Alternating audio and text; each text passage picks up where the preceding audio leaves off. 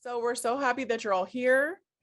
And I want to start by just recognizing that although we are in cyberspace currently, those of us in Oakland, Berkeley, Piedmont, Emeryville, and Albany are in Liswan Ohlone territory.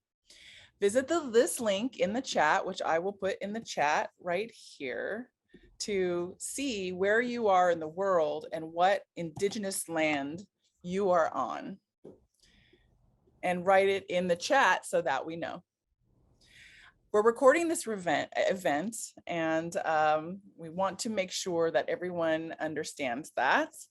And so we want to start by, let me just get this other document over here. I will introduce myself again. My name is Tasha Nesbitt. I'm the president of Women in Film San Francisco Bay Area. We are a nonprofit and we sponsor networking, workshops, and all kinds of events, mixers, industry events across the Bay Area, online right now over the last few years. We do empower, promote, and celebrate women's creative work. That is the sole purpose of why we're doing what we're doing. We have a membership of more than 100 women in the Northern California area. And we have our WIF chat, which has more than 3,000 media makers on that listserv. We have a Facebook page, a LinkedIn page, and a Twitter page, and which are very active, especially the Facebook page, with all kinds of updates and announcements and things that are relevant to us in the industry and news. And so we champion diversity and inclusion. And we do foster community by providing an intentionally welcoming and safe environment for all people in Women in Film San Francisco Bay Area. So that's the beginning, a little bit of a slow start to the beginning, but that's the beginning of our evening. And we want to thank you and all of the filmmakers that are here tonight that have submitted their films and have been a part of participating in this event. So with that, I would like to introduce that we have the board of directors here on the call with me tonight. We have Diane Walsh. Say hello. Let's see. Hi, put ourselves on gallery, please. She's waving. We have Diane. We have Amy.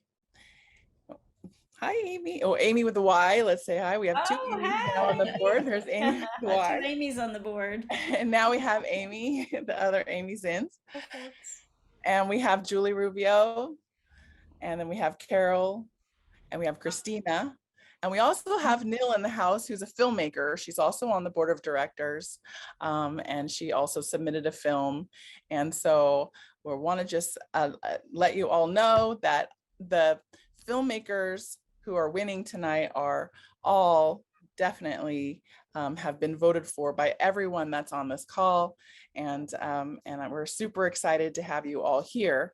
And so I'm going to announce the filmmakers that are on the call. So Nil is on the call. Hello. Carolyn Scott is on the call. Hello. And you're going to hear more about them in their films soon. Kathleen is on the call. Hello. Hello. And then we have Nan Su on the call. Hello. And Allie Mae on the call. Hello. And Olia on the call. Hello.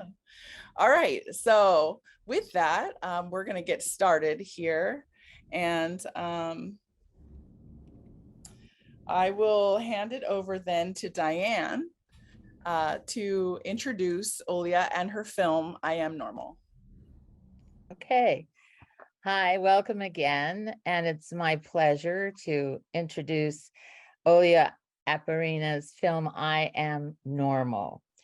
The film, as all of you viewed it, if you voted and viewed the film, you've seen it, but it's about a sane woman who fakes the symptoms of a mentally unstable patient to get into a mental institution for a secret psychiatric experiment.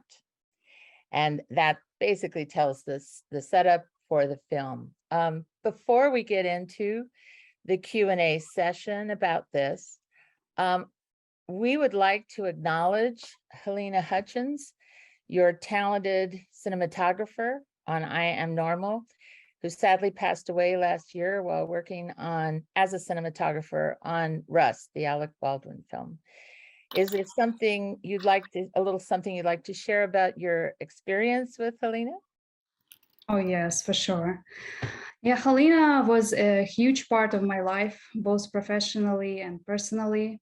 I've never thought that I would have to interview any other DPs. Helena shot all of my films. We got together in 2016. Nobody obviously was giving us an opportunity to shoot a feature film, as it often happens. And Helena and I teamed up and we shot our first feature together. And that's how we made it happen.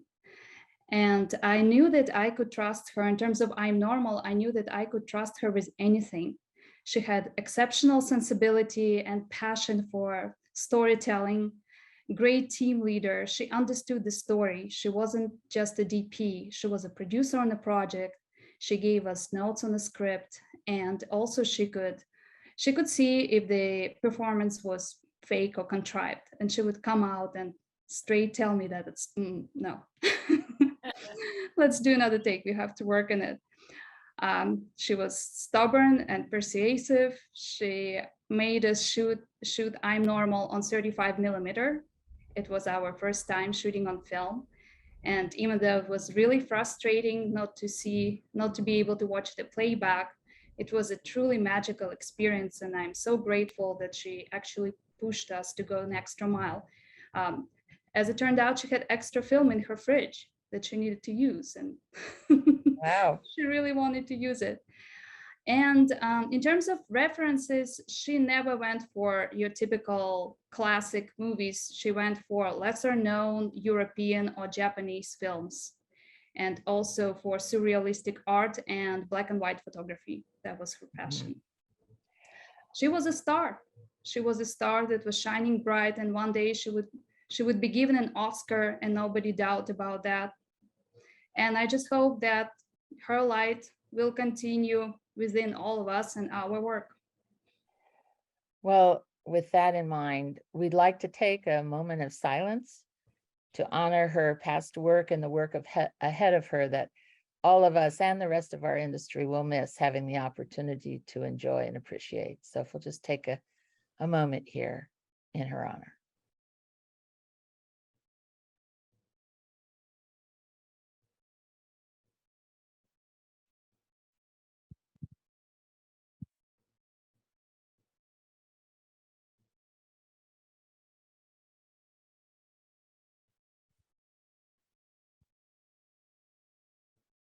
Okay. Well, now let's get on to that film that the two of you did together. Your film was inspired by the Rosenham experiment. I did a little research. And it was done in 1973. And it was conducted to basically determine the validity of psychiatric diagnosis. How did you find this experiment? How did you decide this is a film? So could you kind of share those thoughts with us? Oh, yes. So the film was written by my best friend, Anya Bay, and her dad is a famous psychiatrist in Russia. So in post-USSR, in the 90s, well, the USSR fell apart, he would have all these patients, his patients would come to their place, to their apartment, and they would pay not with money, but with something else they could get because everybody was so poor back then. And she saw all of these patients like going through basically at their home and how they were struggling and how it's the mental illness is not sometimes something that you cannot see, but it's really serious as we tend to treat cancer and like feel sorry for these people, but sometimes for mental illness, it's a little different because we don't see it. So she promised that one day she'll write a film that will address the issues. And then her dad actually sent her an article about the experiment. And she decided to write a script. My thing, when I first came to the US, the first thing I noticed were the homeless people on the streets. And it struck me, it was like really, I didn't know why it was the way it was, because back in my country it's not like that. And I started doing my research, and it turned out that in the 70s there was a deinstitutionalization movement, and the experiment was a part of this movement. They wanted to improve the diagnosis system, but it backfired.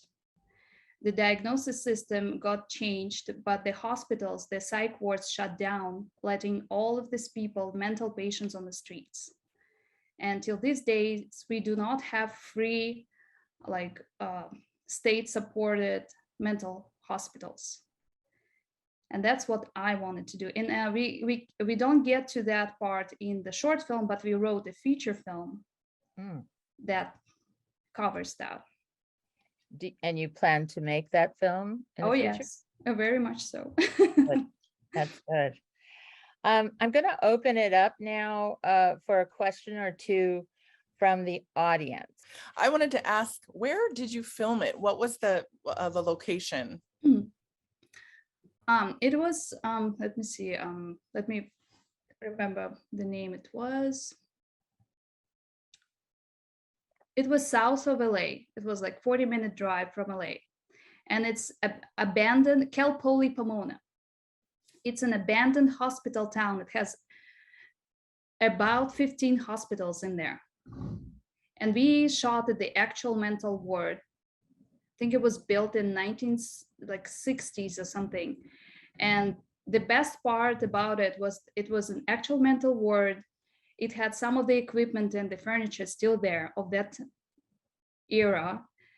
And when we walked and looked inside the rooms of some of the patients, they had wallpaper there. They had handwritings, some stickers, some of their stuff was still there because they were stuck in there for years. And they were trying to make it as cozy as they could. They were trying to make it their home. The feeling, the energy was just incredible. I think Was that Camarillo? Was that Camarillo? It was Cal Poly Pomona. Ah, okay. Pomona. Mm-hmm. Mm-hmm. What was They shot Walking. They shoot a lot of TV shows there. They shot Walking Dead there. What was your best day on the set? Oh, we only had 2. That in 2 days? We only had 2 days. Yeah, Wow. we had a really quick turnaround. It was beautiful. I really love the outside. I think it's beautiful, the arches and the architecture, and this scene where both of them at the end get together, meet each other and hug. I think it was. Oh, and also we had a period car. That was my highlight as well. And we had a Steadicam that way. I'm a big fan of Steadicam. Well, given that you had 2 days, did you have a lot of rehearsal time? Because I was just thinking about your lead actress. Mm-hmm. Preparing for this role. Did you have a process with her in terms of how she was going to handle kind of that double-edged sword of telling the truth and playing a role inside of the hospital there? It was kind of tough. It was Nora. We were blessed with her. Helena brought Nora because she worked with her in some other film. And we were struggling to find a lead. And she was perfect. And I think we found her only like a couple of weeks before the shoot. So we didn't have a lot of rehearsal time, but she took this role. It was very personal for her because her brother had a schizophrenia, and she knew the part. When she read the script, she's like, I know this.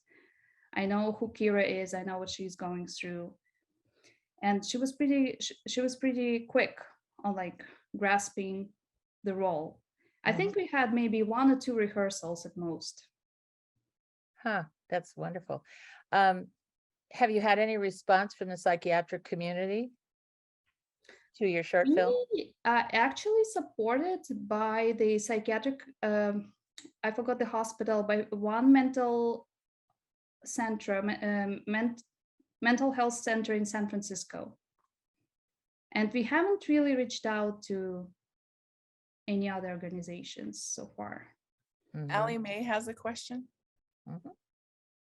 I don't know if you can see me. Yeah, I'm on. I loved your film. I think it's really beautiful. I was impressed and intimidated by it. But and Julie took one of my questions was how long was your shoot? But then my other question is, you said that you have you've adapted it from your feature, and I'm wondering what your process was for doing that. Like, how did you decide what part of the story to tell to kind of be a catalyst to a feature? Oh, it wasn't actually. It's the other way around. We shot. So you've already right. you shot the short and then yes, decided to make shot the a feature. short, and then we expanded on it and wrote it as a feature. Okay. It was a much easier process. That's interesting. No, That's interesting. So I'm really interested to see where the story goes then from there. So does the feature pick up where this film, where your short film left off, with her stepping outside of the gate, kind of talking to her her imagination? Or I'm not sure if it's no, it takes us it's like a few eras. It's the modern day where we see the consequences of that experiment and the entire movement. Mhm. And then we go back to the past when she goes into the experiment. But we elaborate on it because there were a lot of contradictions in there. Mhm. The professor, who at first looked very altruistic and he really wanted to change the system, there was a book written about him that's called The Great Pretender. And the author of the book, it really exists, the book is out there, and the author of the book says that he wasn't that altruistic. He was pursuing his own goals, and he was really manipulative with his pseudo patients and forcing them to stay inside even when they wanted out. So just another side of the story that we explored in the feature film and elaborated on the friendship story and the suicide. But it ends in modern times again. She just tells us like what happened after she got out, what happened before she got in, and her friendship story. Well, great job. Congratulations. I think you did a terrific job. Well, on that note, with the time limits that we have so that we can get to all the filmmakers, we're just going to stop right here and move on to the next. And thank you so much for being with us and sharing your film with us, Olia. Thank you. So the next would be Carol and Kathleen. So this is Kathleen Antonia Tarr. Hello. She's the filmmaker behind Old Speller, which is based on a poem by Marvin K. White. First of all, I just have to say that I really thought that your work was ingenious in how you were able to bring up a very serious subject in such a humorous way. And I, really like that. So how did you come up with or think of the idea of portraying the poem as a short? Oh, that's such a good question. And, Marvin K. White is amazing. Everything that comes out of his mouth is poetry. And he posts on Facebook, and just like his spoken word, like everything written is poetry. When I read it on his wall, I just needed to see it made to a film. Like I just needed to see it made. So I just reached out to him and I said, please let me do it. And we've known each other for a long time. So he said, please go ahead. And then it was within 2 weeks, shot it and got it into the final cut. But it really was that. It was like I just could see the characters. I thought it was brilliant and hilarious. And I just wanted to put it into film form. Great. Now, according to the Urban Dictionary, melancholia is an actual word, which means a state of sadness caused by witnessing Black people suffer. So what kind of reactions have you been getting to the film? Certainly all the fans of Marvin K. White already love it, but I've shared it with colleagues and shared it, and mostly it's a lot of, as you said, like doing it comedically and people really laughing about it, but it has all these wonderful nuances to make, melancholy into a dynamic form that people can interpret. And so there's also that layer to it. But I think, and I tend to like to make comedies when I make short films. So that aspect certainly has brought it in, but I think the reaction is mostly that it's hilarious, and that Marvin is brilliant, and then myself as a filmmaker as well as acting in the film, and my husband who plays WP in the film as well. So we've gotten a few props as well, but it really goes to Marvin. Great. I'm going to open it up to the audience now. So if you'd like to ask a question, you can either put it in the chat or go to the reactions button and raise your hand like that. So is there anyone who has a question for Kathleen? I do. So where did you shoot it and how long was your shoot? Ah, wonderful. So, so just like it was one day or just a few hours, which maybe we'll hear. And it was during the pandemic it was in 2020. So we shot it just in our house. And as a filmmaker, I already had, screens and all these other things available. And so we just shot it in the house. You'll notice in the credit, it sort of says, because I work as for What the Productions, and I'm with Novel Approach LLC. So I put Novel Approach LLC pandemic version.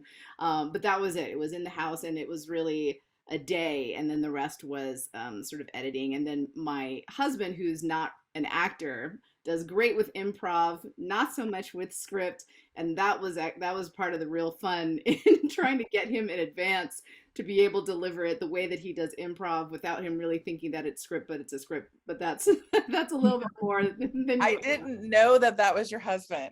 Yes. I just grabbed him and I said, "Do this." That's right. What a fun pandemic project. Amy Zins, do you want to ask a question? Sure, and this is a great follow-up question to the other one. Hi, Kathleen. Love this film. And I wanted to, especially now that I know that this was your husband, and I also have worked with my husband, who's an actor who also particularly loves improv. If you could talk a little bit about your process. I'm wondering how many different interpretations did you play with? Did you have any alternate edits of this? Just curious about your whole creative process. Great. Thanks. That's such a good question, Amy, and so good to see you. Yeah, I wanted to stay really true to Marvin's poem. And the beats included. So if you see it, there are actually those moments where you see either black scripts and there's nothing spoken, or you see WP and there's nothing spoken. Those are actually written into what his poem was. And so I just wanted to make sure that I was really true to that. I think I played a little bit with inflection because a lot of the things that Marvin wrote had, were questions, but I wanted them kind of presented more as thoughts and ideas from WP especially. And so I sort of played with that a little bit. And then, as all the filmmakers know, you get into post and you just say, well, which was the best take? And that really makes your decision at the end of the day as well. And so it was a lot of that. It was what could I draw from my my suddenly actor husband, and what I thought was really true to what Marvin intended. Nicely done. Thank you. Yeah. Julie, do you still have a question? Tasha stole my question, but Kathleen, are you a trained actor? Yes. Okay, I could tell that. Thanks. I'm glad you could tell. Yeah, I am, and I've been acting for a long time. I was actually a lawyer before that, so I had a different career first. But I started acting professionally in about the year 2000, so I've been acting since then, and not directing quite as much other than myself. And so that was actually super fun, especially taking someone who was a little bit new to the game and trying to work with that. But yeah, it was a lot of fun. Are you in court as a lawyer? Because I've really found that's acting. Well, it shouldn't quite be. But I've seen the inside of a courtroom, although most of mine, as most cases, every time I watch a lawyer show, it's, they're like, oh, there's a problem, and they're in court the next day, right? That's not how it happens. Most cases settle, all of that. And so mostly it was paper. Okay. But yes. Well, you've got great skills.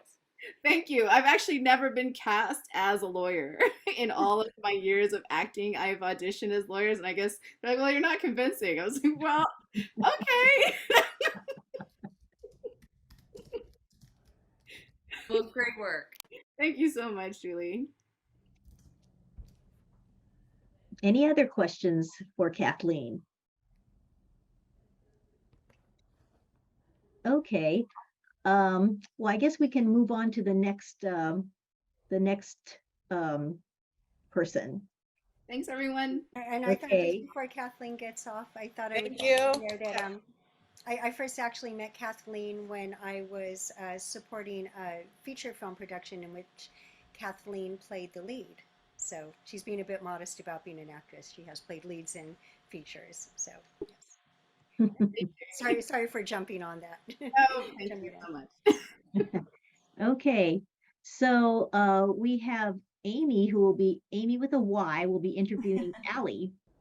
So Allie Mae's films are amazing. She's a prolific filmmaker. She's made many short films, which have won many accolades. And she submitted 2 of her films to our shorts showcase, A Dress for Rachel and The Last Picture. So I love your films. I'm sorry, but the strength of Allie's direction, I believe, lies in a storytelling that really emphasizes subtext over text, and allows the audience to really sit with the word, spend time in the world of the films, and to really be able to understand the world. And it creeps up in you, and it envelops you. A Dress for Rachel explores the grief of a mother mourning the loss of her young daughter. And The Last Picture takes a moment in a rural diner, exploring the subtext and surfacing subtext of danger in the moment, seen through the eyes of the waitress who is serving a man and a teenage girl, it looks like. So Allie, welcome. Thanks for submitting your film and films. I would love to ask you about The Last Picture, which was shot in Petaluma. Is that right? Yes. Yeah. Can you hear me? I'm kind of quiet. Can you tell us where you got the idea for The Last Picture? I mean, it starts off, it's a little uncomfortable, but then gets very dark by the end. So how did you land on this story, and did you always know that that was going to be your ending? I always knew that that was the ending. Yeah, I always knew that that was the ending. I landed on the story because I'm a true crime junkie, and that's a true crime story. It's the truck stop killer. And that girl was his last victim before he was caught. And his next victim was an adult woman, not a child, and she got away from him and got help. But the girl that he abducted was a 13-year-old girl. The actress was not 13, but I didn't want to really have a child in that role. Right. But it was a 13-year-old girl, and he held her for the longest that he held any of his victims. And it was just a case that it has plagued my nightmares for years since it happened. Since her photograph there was a photograph of this girl, Regina King, I think was her last name. Yeah. No, King was not her last name. Regina, I can't remember her last name, but they found a photograph of her in a barn that he took right before he killed her, and it just haunted me. What this child had gone through just haunted me. So then I just started thinking, like, who was the last person that saw, like, how would you know? How would you know if somebody needed help? And we're in a world where people just don't help each other anymore, and it's so I don't know, it just kind of festered from there, I guess. Yeah. It was festering. That short was really a festering. And I had asked about the feature because I too have a feature script on that I don't think I'd ever actually pursue because I think it is a little too dark for me. But I did write a feature because it festered. That whole case festered in my brain, and I just kind of had to get it out there. And then when I did get the short script written, I saw the visuals as being so beautiful that I had to shoot it. Like, it was ugly, and it's a really ugly subject, but then I could see these, and I really like to find make something really horrific look beautiful. I don't know why, because that's just the way that my brain works. But I once I started seeing these beautiful images in my head, I was like, okay, I gotta shoot this. Yeah, it was very powerful and Thank you. well done. So and we have a question. Um, Olia, would you like to ask? Yeah, go ahead. Well, I am a big fan of dark stories too. The darker and more dramatic, I like to go to this, especially the mentally dark places. Your short about the dress rang back home because I had to go through that for Helena, and it was devastating. Where did you get the idea for that? A Dress for Rachel. Mhm. Well, I have a teenage daughter, and the week that I wrote that, there were in our school district, I live in Sonoma, so we have one high school here, and we have Napa County has got like 4. And in 3 of those high schools, there were kids had to evacuate in 1 week because there was this, and I was just like, I was so stressed out, like so worried. I have a teenage daughter. So all I could think about was, oh my God, what would I do if something happened to Ruby? You know, what would I do? How would I feel? Like so it really truly came from anxiety, you know, just putting myself in a parent's. Rachel is the first girl that was killed at Columbine. That's where I got the name from. So again, these dark, you know, for some reason I'm attracted to these dark things, but I do know a lot about these school shootings because I have a kid, and I'm like, why do they do these things? You know, why do these kids do this? You know, but I did name it after the first girl who was killed at Columbine because it just kind of like a little tribute, you know. That's very tragic. I'm sorry. Yeah, I mean, luckily nothing happened that week in our schools, but you know, it's happened everywhere. And the sad fact is kids aren't safe in school anymore. You know, they're just not.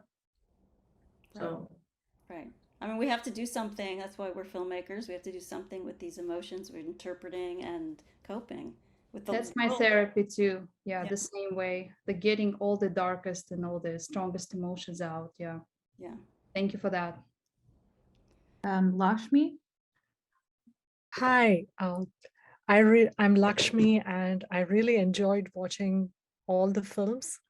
So I had a question about what, you know, that filmmaking is more a visual medium, they say. Like I went to a movie makers meetup once, and they were telling me when I was attempting a screenplay that unlike writing a report or writing a story, which is meant to be read, you have to convey with images what is meant to be felt. So in your film, especially the last picture, there is a scene where the girl flashes a look of fear at the waitress. That really stood out to me. I mean, that one scene was like, it was etched in my mind. And similarly, A Dress for Rachel, all those little objects that you curated, and I looked at the credits that you had even the local restaurants helping you in Sonoma, I guess. Yeah. Yeah. Like the Tibetan prayer flags in the girl's room, the hair in her brush. Yeah. So how did you flesh out these kind of details? That was my question. Well, thank you so much for saying that. First of all, that's so kind of you, really. And for you to call out a moment in the last picture like that really means a lot to me. So thank you so much for feeling strongly like about it or whatever, I don't know. But that shot in particular, the eyes, her looking up into the wait, that was the shot that came to me, and I was like, okay, I can't get this shout out of my head. I've got to make a movie, because that was the shot, and I drew that in my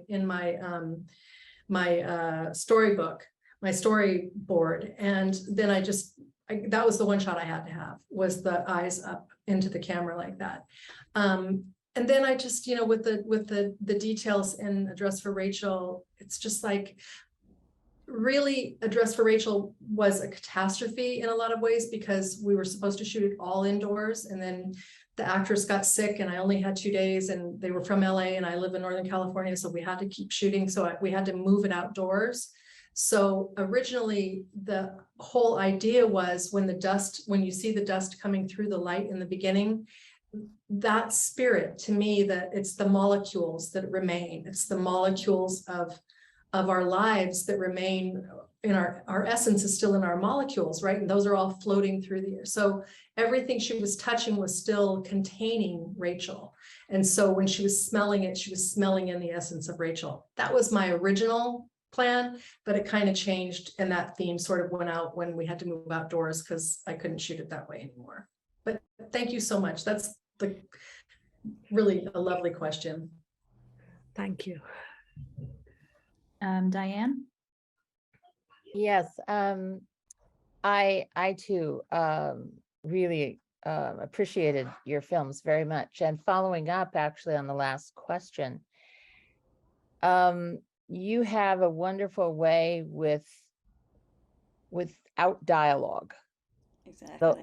The lack of dialogue in both films was something I noticed, and I noticed it because you filled it so full, all the shots with emotion. And I mean, I was feeling through the whole thing, and I was wondering, as a filmmaker, were you always like that in terms of your films with little dialogue, or is this something that's evolving as you mature as a filmmaker?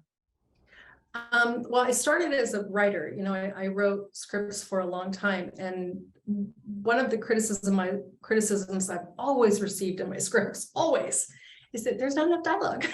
So yes, I'm a very visual writer, and actors don't necessarily, I think actors love to portray, like, they like to be in the emotion.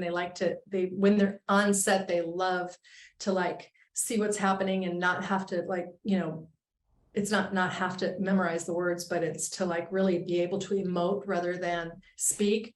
But when they're reading a script, they want to read words, right? So, but I have always written that way, very visually. And I'm told that I write like a director.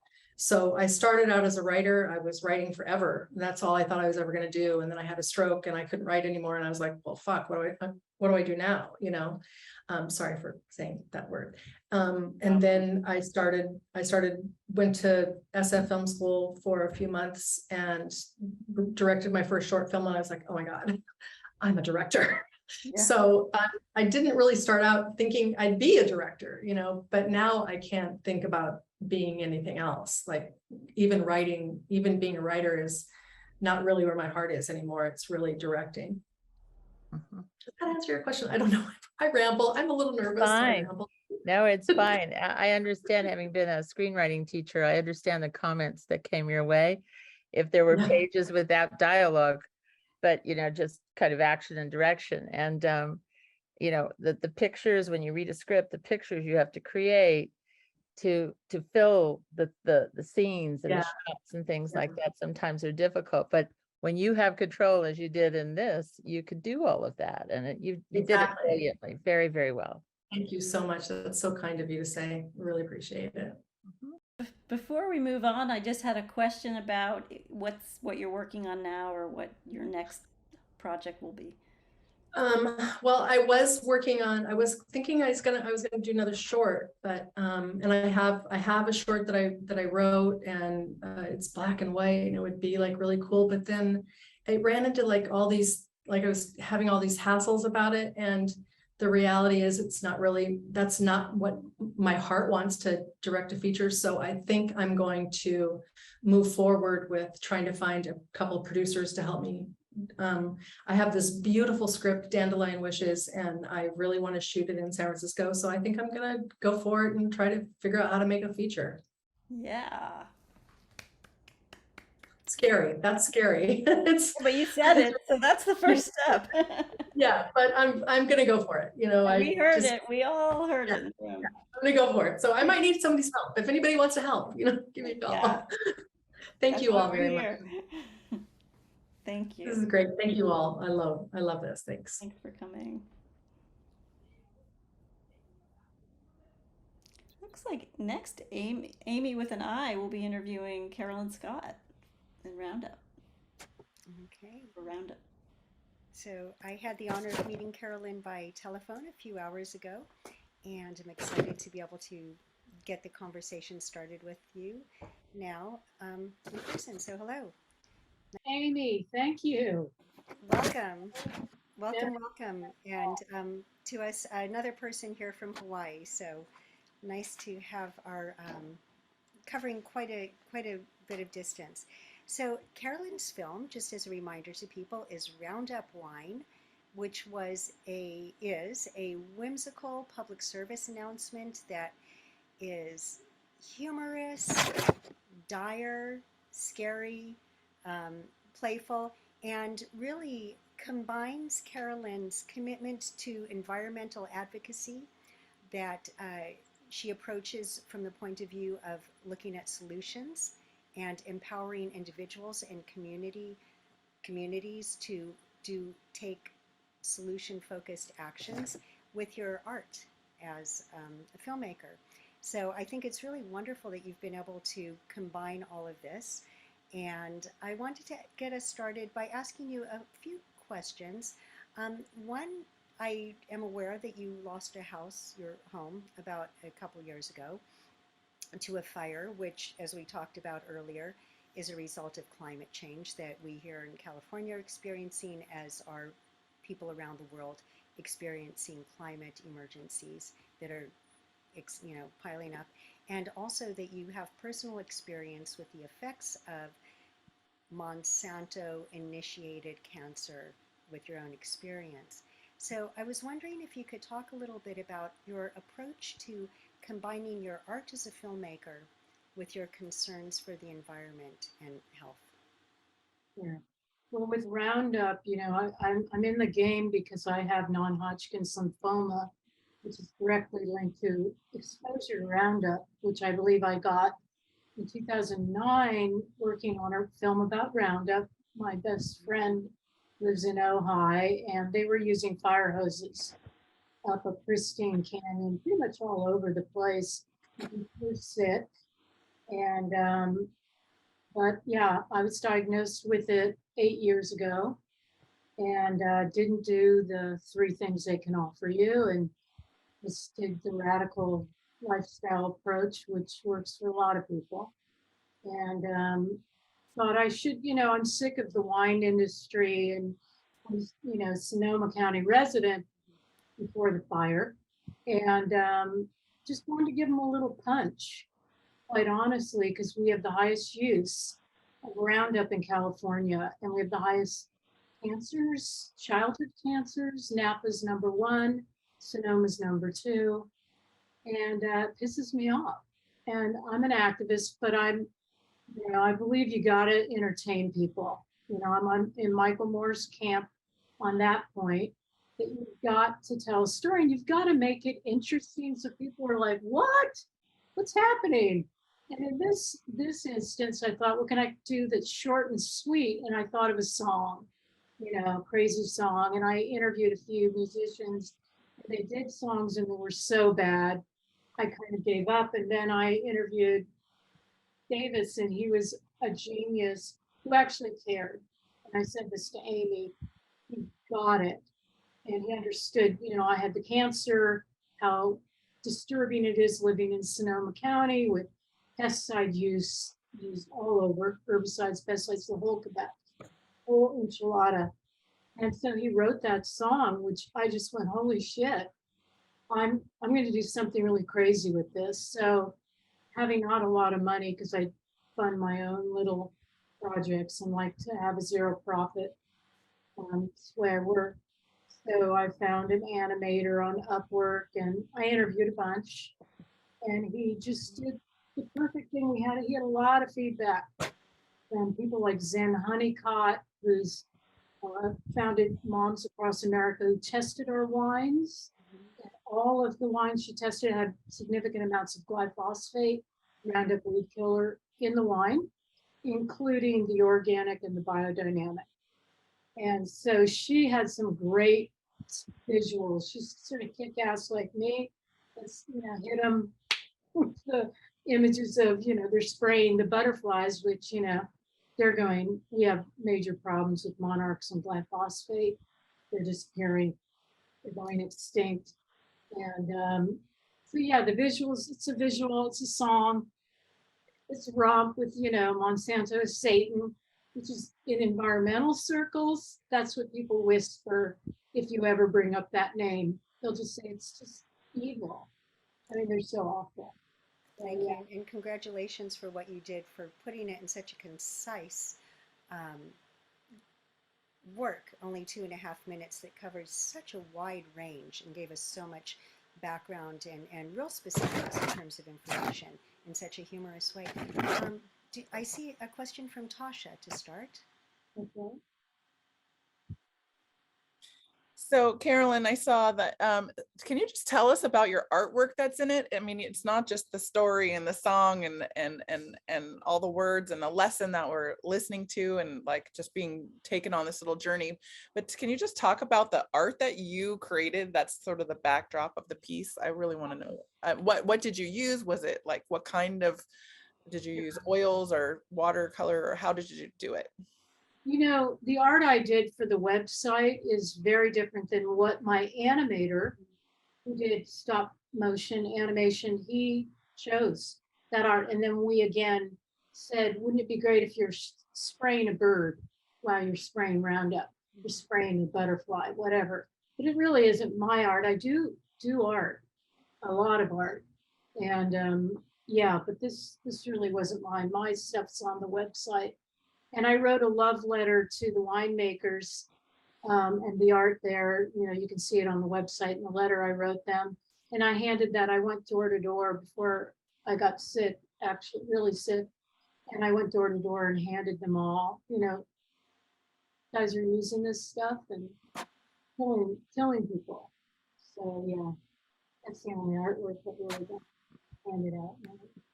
It is really scary to think that, I mean, I drink a lot of California wine and biodynamic wine, which promises to be like organic and natural and all these things. Just to think about it is, that's pretty scary. Yeah, no, it's in the organic and the biodynamic, which tells you how pervasive this chemical is and that it stays in the ground, the air, water, soil, and it goes into the organic. It's flying all over the place. It's in all the wheat. All American wheat is sprayed after it's even harvested. I mean, it's just millions of pounds. It's a multi-billion-dollar business for Monsanto Bayer. Bayer bought them. The Monsanto papers just came out, worth reading or watching the film about that.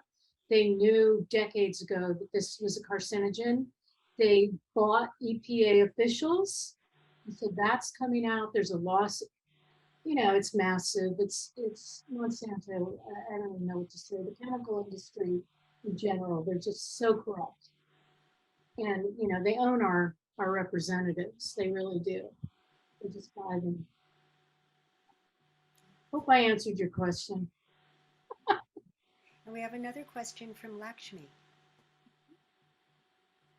Hi, I'm really sorry to hear about your diagnosis. And I'm personally very passionate about organic and environmental issues. So your film really resonated. And I thought it was very cool the way you depicted it in the form of a jingle. Like, I mean, the rhyme was great. And I think it would be great as a public service announcement, because a song with good, cool graphics sticks in our mind long after they play the ad. Yeah. But that being said, have you thought of expanding this into an Erin Brockovich style crusading kind of screenplay, like a film, like a full-length feature film on this? Have you thought of? Thank you so much for the question. There's so many films on Monsanto, French films. The Italians, by the way, best wine in the world. They banned it, and they are 90% organic. Italians just don't use this stuff. France too, they just passed laws. They're pretty much all organic now. So it's really California, America in general. You don't want to drink the wine. As far as the crusade, you know, I'm a climate change educator and I worked on a solution library, and it's a big dream project. And my heart right now is going toward climate because we're really in trouble. And having lost my property and even predicted it a few months ahead, this is our year. We're going this year. Our retreat is going to be gone. I just think people are fast asleep. And again, how do we get them to wake up? And I think we have to point to the solutions, which are really around our financial decisions because we need to put these people out of business. And banks are the big funders of fossil fuels, which most people don't know. So where you bank is huge. And how you buy things locally, it's huge. And I have a ton of websites and information about that you can look at. And I'm working on a feature that's about climate, but it's a fairy tale. And it's really wild and it's really beautiful. And, it's a lot of work, but we just did a big edit on it. So I'm looking for an agent, producer, whoever wants to play. It's pretty exciting. I have a 2-minute trailer that should blow your mind. And that is my art and photographs that we did to present this concept. Look at that. I see we have another, thank you for your question, Lakshmi. And I see we have another question from Amy Harrison. So if that's a huge topic, I know there's a lot of stuff out there, and you're very knowledgeable and studied and have personal knowledge of this. I was like at a party and threw out a comment about Roundup, and a chemist was there and said, "There's nothing wrong with this. This is, blah de blah. Like just buying the line. Where is one good source of information that the studies that a scientist might that we might use as people who need primary sources or need studies?"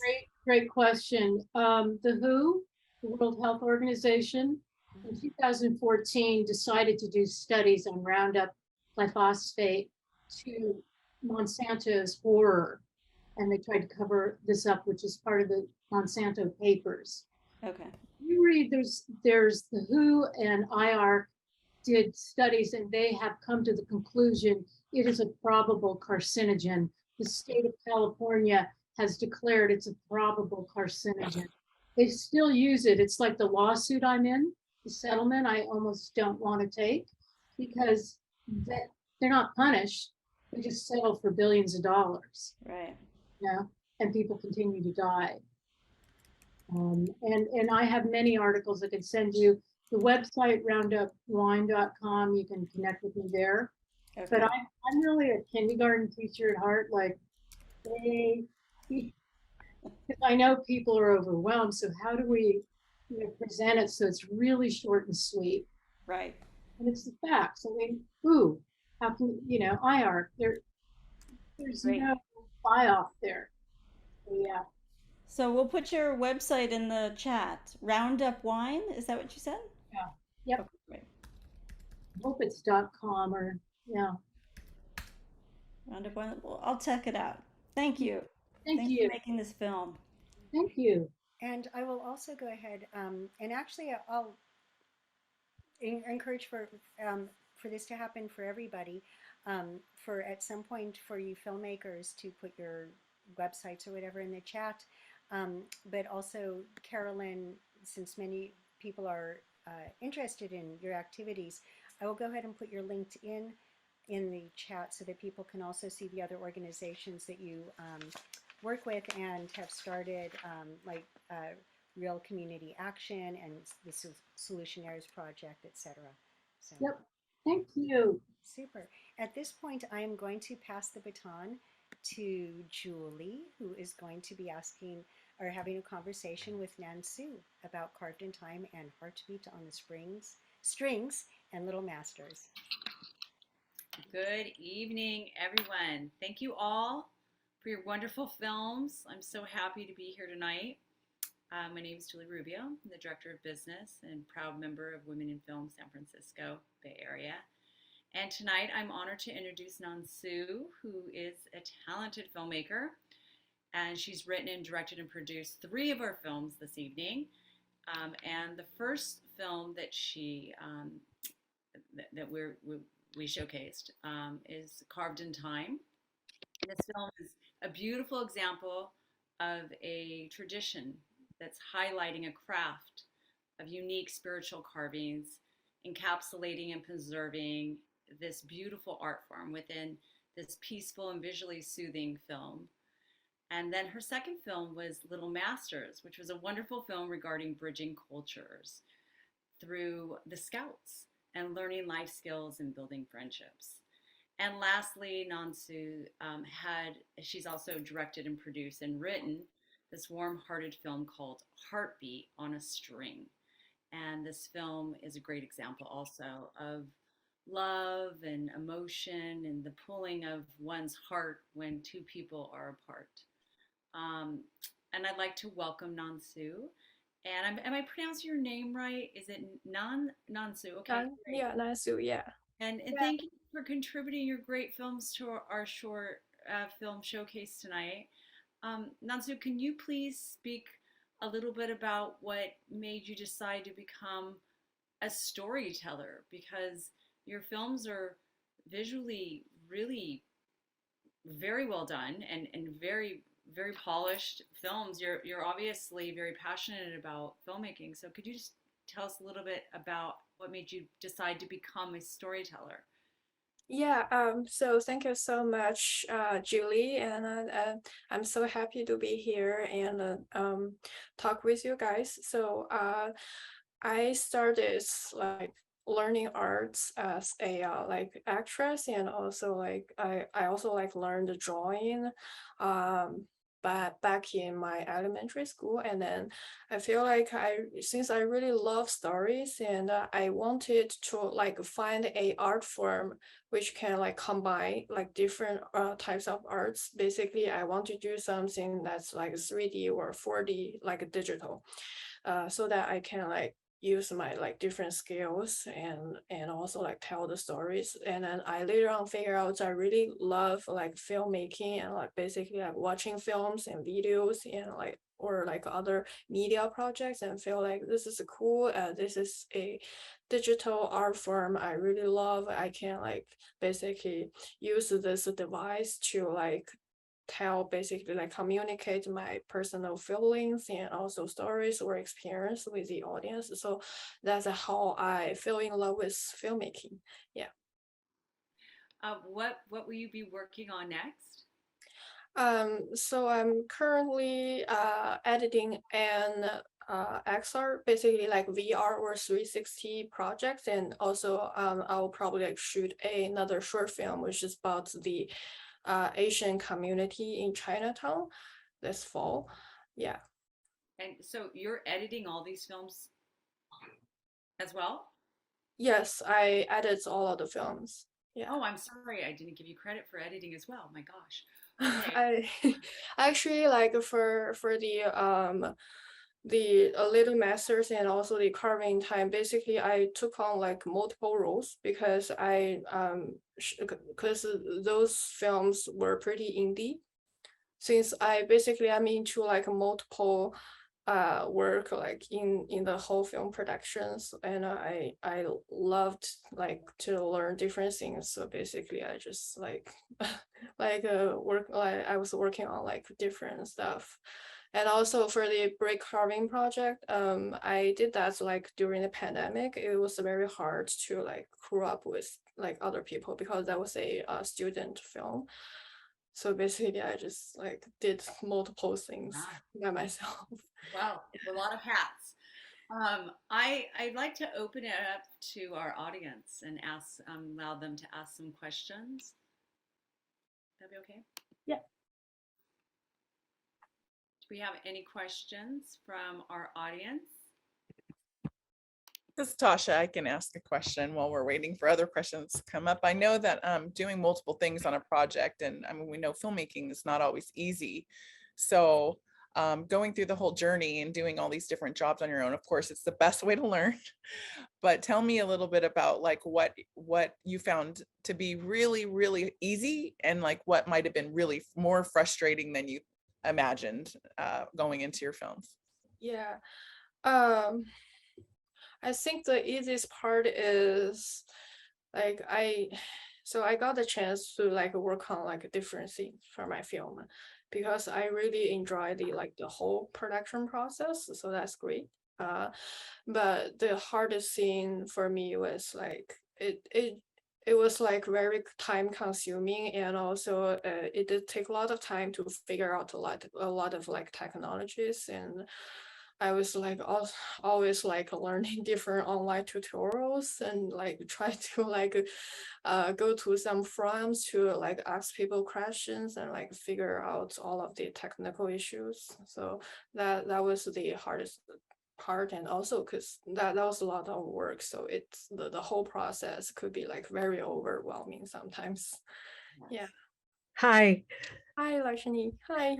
Hi, I must say I'm just amazed by your talent, I mean, 2 documentaries, and you're bridging different cultures and languages and different subjects. And this is regarding, I have a couple of questions, but I'll ask only one. So this is about the movie Heartbeat on a String, which I really enjoyed. And the violin happens to be my favorite instrument, and your movie really spoke to me that way. And I'm also more classic, I have a classical bent, and I noticed that in that movie you've told the romantic story in a very old-fashioned way, with poetry, with messages, handwritten messages, and with a music score, and with letters, which in this day and age of instant texting and video calls and all that, you haven't chosen to go that route in telling this love story. So is there a specific reason you chose to go the classical way, and how did you come up with that? Yeah, so yeah, thank you for your question. So cause I really love like poetry and poems, and also I like to like find out a way to like combine different arts, basically like music or performance or like theater, and also like poetry. So like for some of my narrative films, I really want to like find out a way to like make it like feels like very poetic.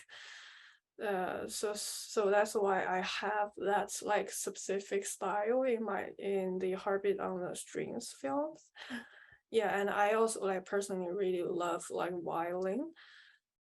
So that's why I had that like style. And like in terms of the story, I feel like I made the film to probably like communicate with the audience, or like other people, to try to like cherish every moments, or like every people in your lives, and try to like basically like enjoy every moments in your lives.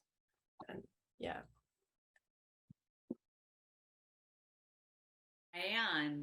Diane. Yes.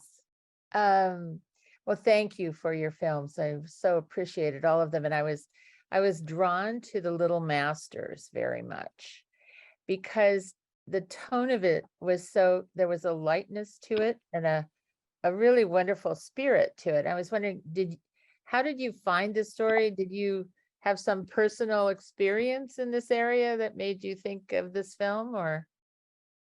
Yeah, so I grew up in China, so basically we didn't have like the Boy Scouts of America, like those type of troops in China, but I did like participate in some summer camps when I was a kid. And I also like really enjoy that experience, because that I found that was a good way for me to like try to get to know like other children, and also like have some like interactions with them. So that's yeah, I think that's a very like important experience of mine. And then so after moved to the Bay Area like 3 years ago, I had a friend who was like running that BSA program, and we had a conversation about that. And then my friends was like, you should probably like do a documentary, because like you have that like summer camp experience. I'm pretty sure if you come here, you're gonna have a great time with a kid or something like that. Do you want to come and check it out? And so I went to Sunset, and that's middle school, and then participate in some of their events, and I feel like they were so energetic and creative and open-minded, and I feel like, yeah, I'm gonna do this film for sure. Yeah. Nice. That's why I have this project. Yeah. Oh, good. I like that. Thank you. Yeah, thank you so much. Have any other questions for Nan Su? And would maybe somebody like to ask a question in the chat instead of if they don't want to be on camera? Which of these three films took the longest and was the most labor intensive, and maybe was kind of a calling or more passion for you? I think the Heartbeat on the Strings took the longest time, and has it was like the most crew intense projects. I also love the story, and but for the other two documentaries, since they were pretty indie, so I guess I put like most efforts into those two films, if that makes sense. Yeah, and there are like different types of projects and topics, so yeah, I just whenever I have some like inspirations, or I just go with my personal feelings and intuition. So yeah. Next film you're working on, you said is, did I hear you right? You said AI? VR film, VR. Wow. Yeah, Okay. virtual reality film. Yeah, I actually think that's a great genre and going to be extremely popular, because so many of us are quite ignorant and need to be educated. And I think it's a great way to educate all of us on VR. I'm still like working on the like exploration. Yeah, a lot of like technical stuff to learn. Yeah. Yeah. Well, thank you so much. We really appreciate Nan Su, and all of the filmmakers tonight have done just exquisite work. We all know how hard it is to be a filmmaker, and we just want you to know that we really enjoyed and appreciate you being part of our community and putting yourself out there, and we really value all of your work. So I think I'm going to give it back over to Tasha Nesbitt, our president. Hello. And I will be speaking with Nil Underdem tonight. Nil's film is Pearl in the Window. It's about when a chipper caregiver goes missing, an isolated, irritable, elderly woman fears for her. And hi, Nil. Thank you for joining us tonight. I felt like this was a really personal story for me. When I was young, my grandmother had Alzheimer's and she lived with us, and she literally was annoyed with us when we're in the room. And then she literally asked for us and missed us every time we left. So it's a very like real thing that happens, and it's was close to my heart. And so I really just wanted to start off by saying like what inspired this particular story with these two very unlikely friendship and these two different characters. Yeah, so it was loosely based on my great aunt who lives in Istanbul, in a tiny apartment, and she looks out of her window every day at a park, and the only person she sees is her caregiver who comes in every day and takes care of her. So it's a combination of her personality with maybe my grandfather a little bit, but the rest of it is was more just kind of, made up, or it changed in the script as I kept writing. So. Tell me a little bit about the process then of that change, like your initial idea, and then when did you know that it would become this different story? I wrote it as part of a challenge on Sundance Collab, which is like this online site Sundance has with classes, and it was about using sound as a big part of a script. So I came up with trying to have a character who was very sensitive to sound. So that's the original idea. And then I had a lot of things about the caregiver's life in there as well. Ada's background and her struggles. But when it comes down to making a short film, I think you have to keep it pretty simple. And so I focused on, one of the women and what her character arc would be. So I focused on that a bit more. But the interesting thing was that during shooting, we, in conversation with the actors, we really did come up with the fact that Ada has her own arc as well, and that the two women actually kind of switch places by the end of the film in terms of being a caretaker and the one who's being taken care of. Those two positions switch by the end of the film, and I that was really lovely to discover as we were shooting it. And I know you shot it in San Francisco, all of it in San Francisco. Okay. And how long was your shoot? So it was about 3.5, 4 days. So I feel like that's a really long time compared to like Olia, who took 2 days to make her amazing film. But I did cut a lot of stuff out. I think that's another thing I kind of learned in the process. I did shoot a lot more than I used. So I ended up editing it down quite a bit.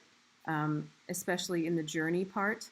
I think, we just didn't need to see a huge part of the journey, and just those few scenes I think were good enough. So it was long. It felt pretty tiring by the end of it, but I think, it was worth it to have a lot to choose from rather than not enough. So, yeah. So we have a question from Amy. If you'd like to. Nil, congratulations. Hi. I mean, is this not your first directing, first film you've directed? My first non-student film. Yeah. So I think you kind of answered my question for me, but I consider you primarily a writer. At least that's what I think. You're in the script incubator and you're writing. And so I was going to ask you, how does directing and working with the actors impact and change your writing? So will your writing evolve based on this, what you're learning through actors? The characters, the actors are telling you about their characters, and you're discovering new things about the story. Yeah, I love directing too, so I'm always kind of stuck between, do I focus more on writing or writer director?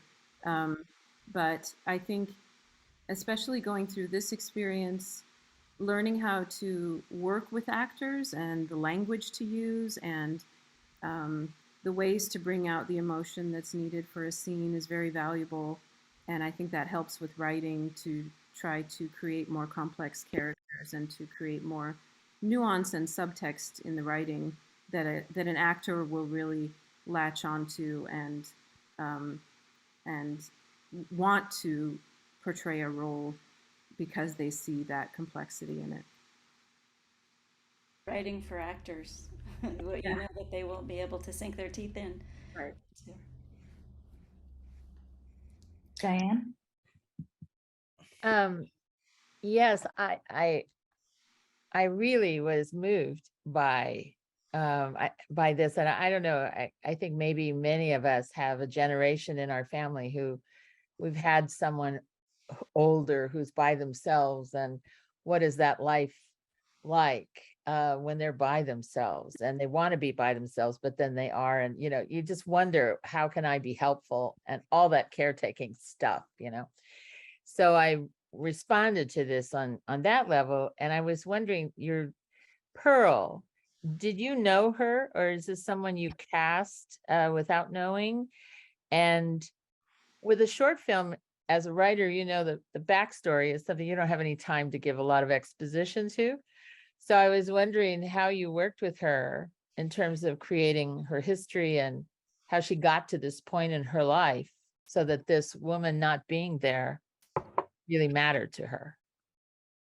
Yeah, I cast her from online casting, and great face. Her face was just amazing in close up. Yeah, Anyway. she had a great audition, and she actually flew up from San Diego to be in this film. So, and her background was in theater, so she was always looking to me for direction on whether to, what the tone was, whether she was overdoing it or underdoing it. But I think she has such an expressive face, and we can understand emotion on her face very well. And so I was lucky in that. And then we had a few rehearsals where we talked about backstory and what maybe the last 20 years may have looked like for her, where her family was, what happened to her husband. So I think she was bringing all of that into the performance. It's interesting because theater actors are typically, go big, and that's probably why she's asking. And Yes. film is very dialed in, Yeah. as an actor. So Thank you, Diane. All right, we have a question from Lakshmi. Hi, congratulations on such a beautiful film. And with women of a certain age, we don't, you don't get to see those stories very often on the screen, and you've done it very well. So congratulations. Thank you. And I have, my question was again regarding the details. A significant portion of the story is about how the older lady misses her caregiver and goes out in search of her. And you've showed these these steep stairs and the up and down San Francisco streets, and this lady at her age has to walk through those obstacles. So is this something that you picturized when you thought about obstacles for an elderly person, or is this something that just happened, like when you scouted for the location? Oh, yeah, it was definitely part of the script that this is a big journey for her. She usually never ventures outside the apartment. So all of the sounds, all of the difficulty in taking the bus and the long journey were huge obstacles in her mind. They may not be big for most of us, but they were for her. But don't worry, the actress is actually much younger. We applied old age makeup to her every day that took about 2 hours to apply. So she was performing as a much older woman. So, she took a while to kind of come into that. But I think with the cane and everything else, she mastered that pretty well. So. Tell us a little bit about that. I honestly didn't see makeup. It was so well done. I just assumed, she looked great. Yeah. Well, I made this film with a group called Bay Area Indies. They're a volunteer group here, and the crew was mostly all volunteer.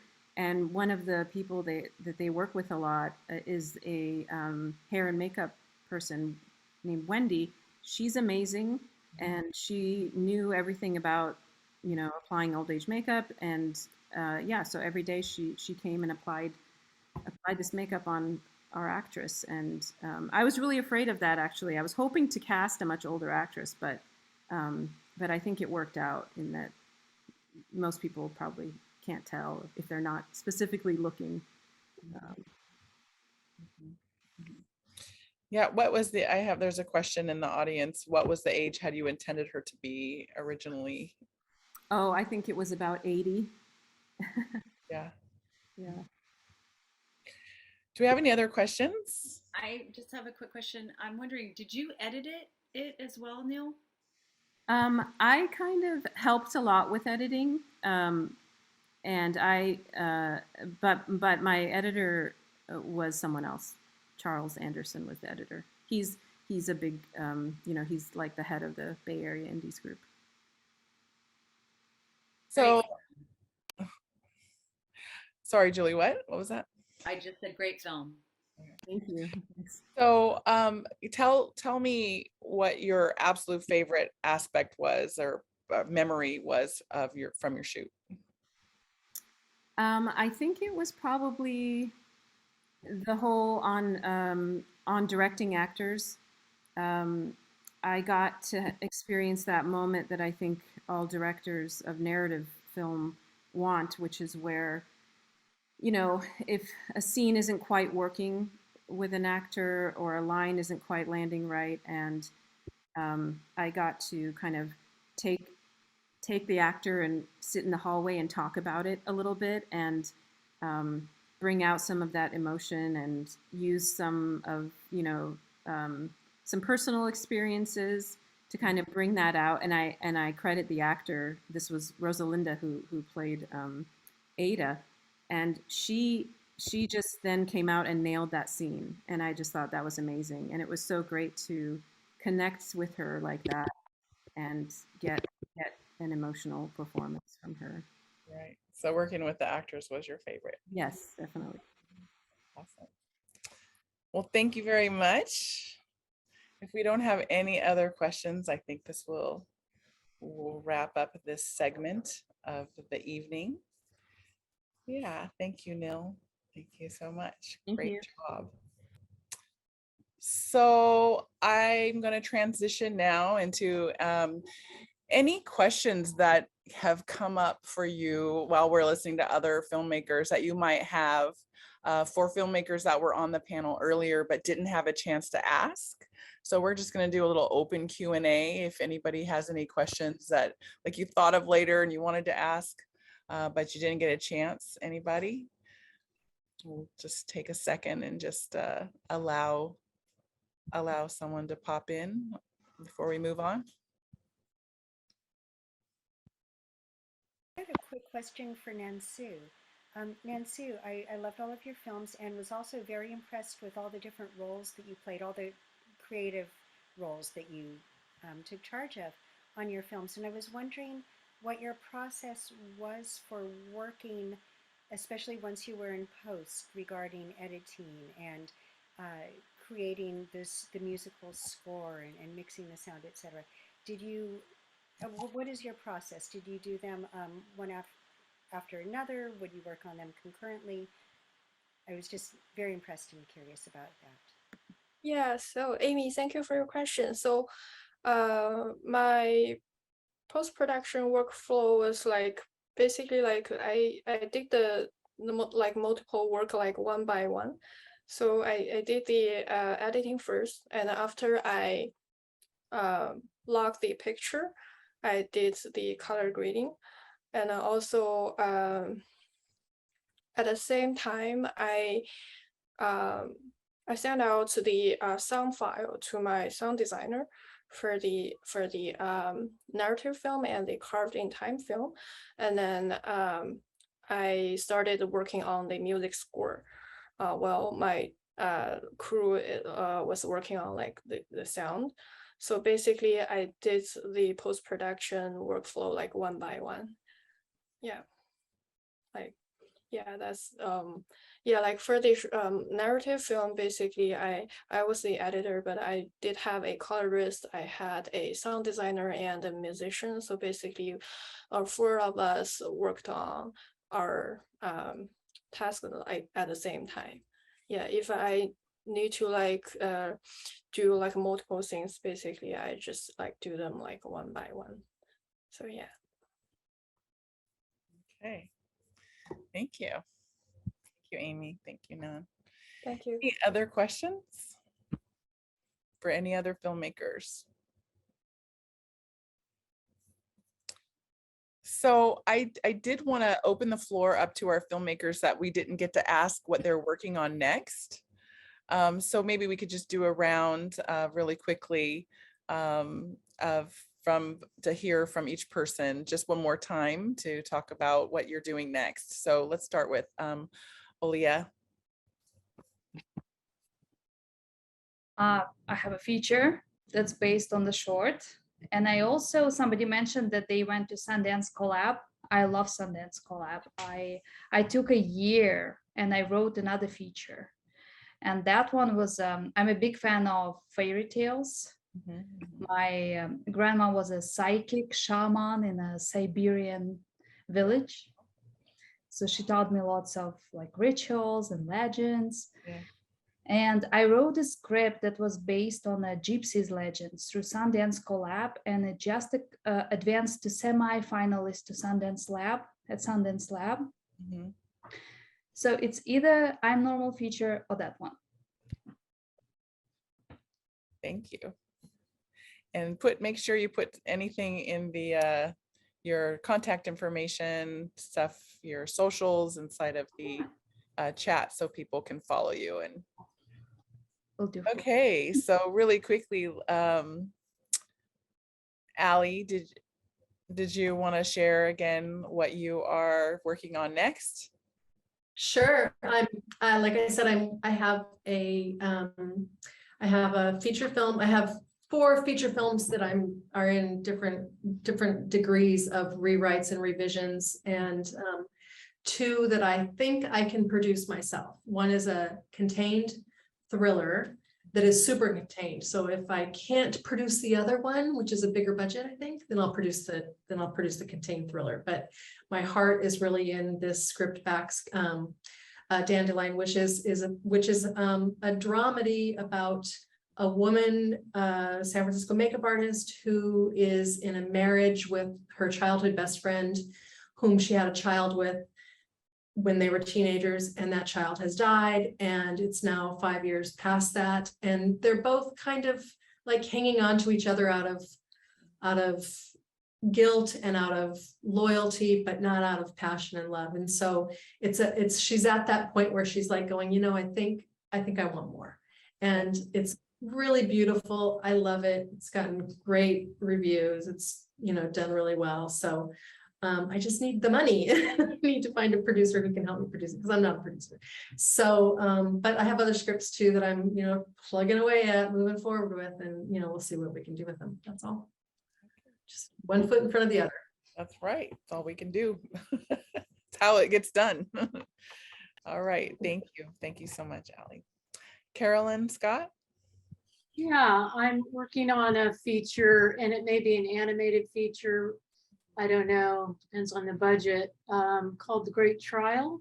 And it's a mythic fairy tale about climate change with Mother Nature as a character, which has been really fascinating. I've had 2 writers help me with it, and a little girl and a raven, and the Cuckoo Brothers were trying to buy the whole planet, which is pretty much true of all corporations. So it's a true story, but the bigger project is a solution library that I worked on with big boys in the IT world, think tanked, and it's magnificent. It's for young people to share solutions to climate change and take action.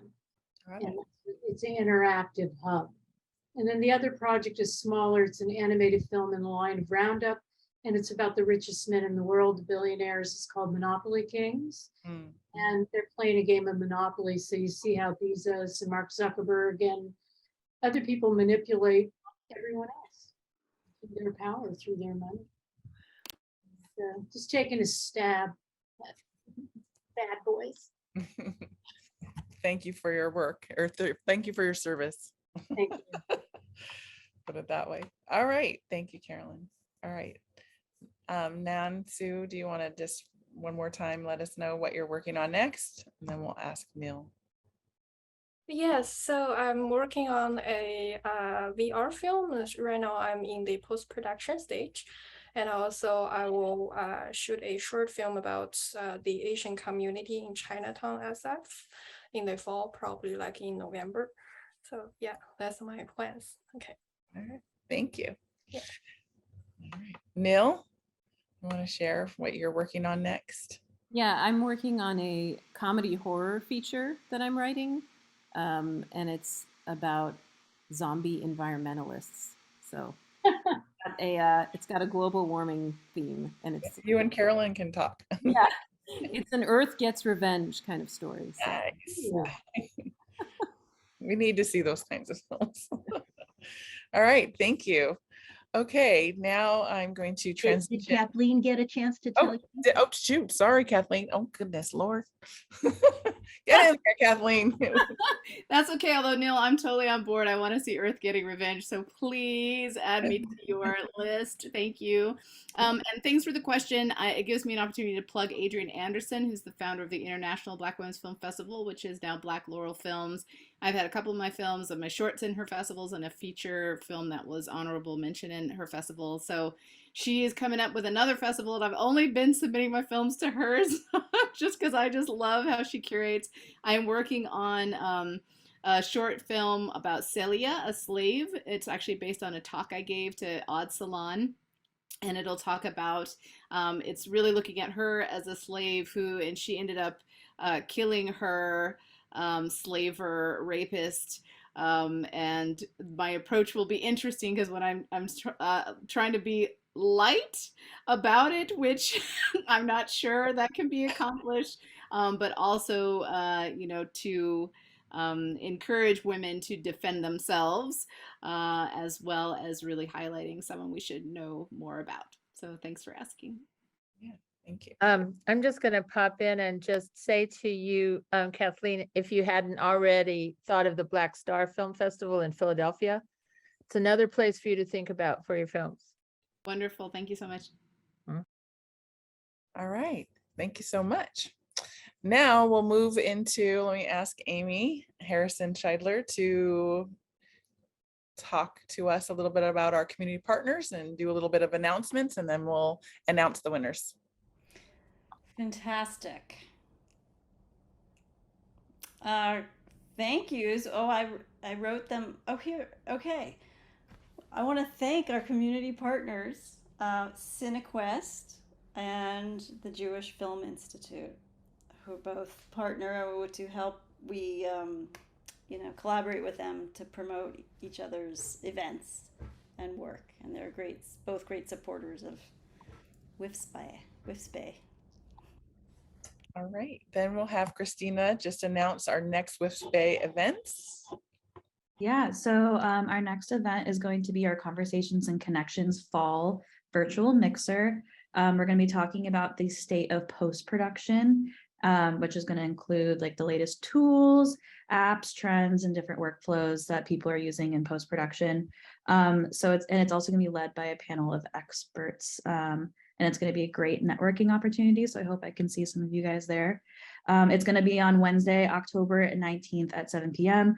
If you are a member, it's a free event. And for non-members, it's $10. I'm going to drop the info and the link to our events page in the chat as well. So you can check that out and register. Okay. And then I'm going to hand it over to Amy Zinn to from here until we move into our next section. Great. Thank you, Tasha and Christina. So this is where we invite everybody who's in our audience today, all of you other filmmakers who we have not already had a chance to hear from, to share with us any announcements that you have about film screenings that you may have coming up, panels you may be on, other things to highlight your own work, creative work. So I'm hoping that there may be folks out there who'd like to share something with us. So just want to give a moment for you to raise your hand or just go ahead and open up your microphone, turn on your camera, and share with us. So I'll share something. Right. Just heard the other day that a short film I produced with the New York Film Academy, it was a student film, got Best Drama at the Coney Island Film Festival. So super excited about that. I have a couple others that got into festivals, but it's the first award I've gotten in film. So that's awesome. Yay. Congratulations. That's so exciting. Congratulations. And Kelly, is there a way for us to view this film? Yeah. I don't think they have it online yet, but I will try to find it and send it out. Okay. Or post it in the Facebook group when we can. That would be awesome. I think they've held it because of some other festival submissions. So Great. Thank you and congratulations again. Thanks. Anybody else? Yes, again, even if it's not available for us to see yet, anyone else who would like to share any successes that you've had or things that are coming up soon to be released that we should keep our eyes open for? I'd like to say I'm working on a film right now with quite a few people that are actually part of our board. Amy Harrison and Tasha Nesbitt and a lot of everyone's contributed one way or another. I'm always asking for some help. But one of the things we're going to be looking for soon is color and sound and also some additional editing or any kind of animation. So if anybody wants to throw their hat in the ring or send me a resume, I'll put my email in the chat. Great. Thank you. I'll make an announcement or a request from the audience. So just so you know, we are a volunteer run organization, and we're always welcoming new people to come and join us and be a part of the team, and put on events like this and nurture this community. So my request is, if you have time and the passion to come and be with us, then come on. Yeah, we're looking for new volunteers and board members all the time. Thank you. Absolutely, great. Any other announcements, invitations from folks? Then I am going to segue us into the awards section. And I did just want to say that it was really exciting and an honor to be able to watch all of your films. And it was really nice having them a week ahead, so that I was able to actually watch all of them a few times. And part of that was because it was also even very difficult to do my own voting for this. So congratulations to everybody. And I think that was also really quite apparent in the discussions that we all had, and the appreciations that everybody was sharing for all of your films. So thank you all so much for your films. There are going to be 3 awards tonight. There's honorable mention, first runner-up, and first place. And each of the awardees will receive a certificate so that you will receive in the mail, and as well as a digital version, so you'll have the laurels that you can put up onto your website and share. And you will also receive a gift card. So, and our first award is honorable mention that goes to Olia Operina for I Am Normal. So, congratulations, Olia. And I want thank you. Invite Thank you so much. to share a few more words, and congratulations again on such a powerful film. Thank you. I don't know. I'm overwhelmed. Thank you so much. It means a lot to us. It will would mean a lot to Helena too. And she loved San Francisco. We loved San Francisco. My writing partner and producer, she lived in San Francisco for 9 years. She's originally from there. So thank you so much. Thank you. Thank you for making the film and for sharing it with us. And I pass the baton to Julie. Hello again. I am truly honored to announce our first runner-up. Wait, hold on a second. Let's get you on the screen. Okay, I'm so sorry. Okay. That's okay.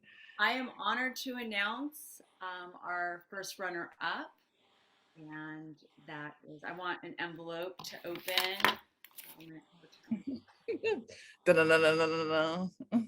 The Last Picture Show by Allie Mae. The Last Picture. Oh, I'm sorry. The Last Picture. I did that this morning too. I'm so sorry. The Last Picture. Allie Mae. Thank you. Thank you so much. Thank you very, very much. I'm really embarrassed, but thanks so much. Great film. Thank you. And saying The Last Picture Show it's an honor to even say that, to put me even in that category, so that's fine. Thanks a lot, you guys. I really appreciate everyone watching it, enjoying it. That means a lot. And then I will be the one to announce the winner that had the most votes. And that person, that individual is, well, we'll just say the film is Pearl in the Window, and Nil Underdem is the winner for this evening. I know. Great, thank you. Oh, sorry. Go ahead. Okay, thank you so much. I'm just so happy that everybody connected with it, and thank you for watching. And yeah, it's amazing.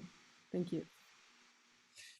So that is a vote of confidence from the audience. Again, we had we had 58 people that signed up for the event, and more than half of those people voted. And so you are the winners of the audience awards. And thank you so much for participating in the short film showcase. So from here, we really are almost on time. We have a few more moments left. We just want to really thank everybody that is here tonight and that participated in the films, and all of the board of directors who asked questions. I really want to just point out that filmmaking is not a singular, like there's not one person that does it. It is truly a collaborative effort. And so I just want to give a big shout out to all of your crews that were on your films, all the crews that we work with all the time, and all the people and all the roles that help to make all of our films possible. We can't do it alone, even though we can do many roles, but we still have advisors and we still have all the other people that help to support to make films, and they're not always easy to make. And so this is doing the work is one of passion, and I want to recognize that in all of you and all of us as storytellers. So are there any other announcements or things that we want to say or talk about? We have a free time right now that we can just chat and mix, and then before we wrap the event at 9. Yes, I see a hand raised. That I would just like to, maybe you've done this and they didn't show up, but I would like to have seen some of the artists who performed to get an applause. Mm-hmm. Yes. Good point. The actors. Yes. Yes, let's do that right now. Yes. Good point. Definitely. We can't do much without the actors. We got to honor them for sure. Well, maybe we'll expand it next time and bring crew and actors. And that would be good. That would be nice. Good suggestion. Thank you. What else? Anything else we'd like to chat about?